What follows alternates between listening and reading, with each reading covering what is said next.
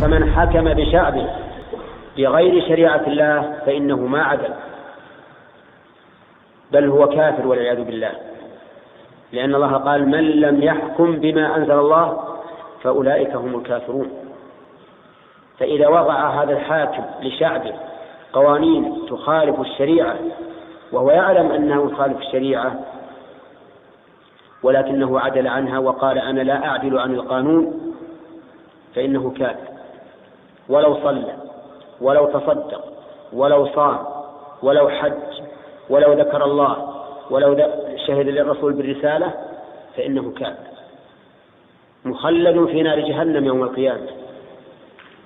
ولا يجوز أن يتولى على شعب مسلم إذا قدر الشعب على إزاحته عن الحكم. الذي لا يحكم بالشريعة الإسلامية يعتبر كافرا، لأن من عطل الشريعة ورضي بالقوانين الوضعية وحكمها في رقاب الناس وأعمال الناس ومعاملاتهم فقد رضي بغير الشريعة وقد تنقص الشريعة وزعم أنها غير صالحة للحكم بين الناس.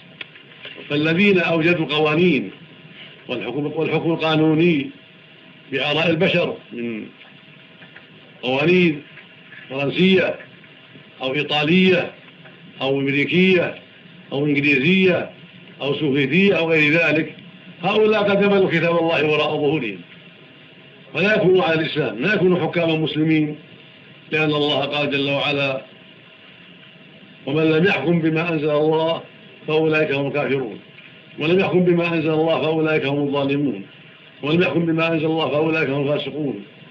قال سبحانه فلا وربك لا يؤمنون حتى يحكموا فيما شجر بينهم ثم لا يجدوا فيها مسحرا مما قضيت ويسلموا تسليما. قال سبحانه فحكم الجاهلية يبغون ومن أحسن من الحكم لقوم يوقنون. وليس لهذه الكلمة معنى إسلامي صحيح، لأنها تعني أن الحكم للشعب،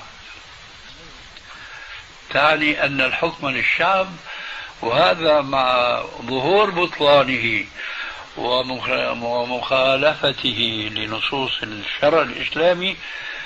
ألا إن الحكم لله وليس للشعب، والشعب تابع لحكم الإسلام.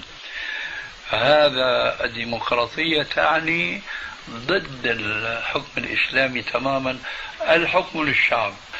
وما دامت الديمقراطية هي حكم الشعب فإذا الشعب يحلل والشعب يحرم حسب هواه. الإسلام أعز من أن يسمى باسم أجنبي كافر ينطوي تحته الضلال المبين. ولذلك فنحن نحذر كل من كان مؤمنا بالله ورسوله حقا أن يغتر بما يسمى بالديمقراطية مطلقا أو بالديمقراطية الإسلامية، فإنها نظام كافر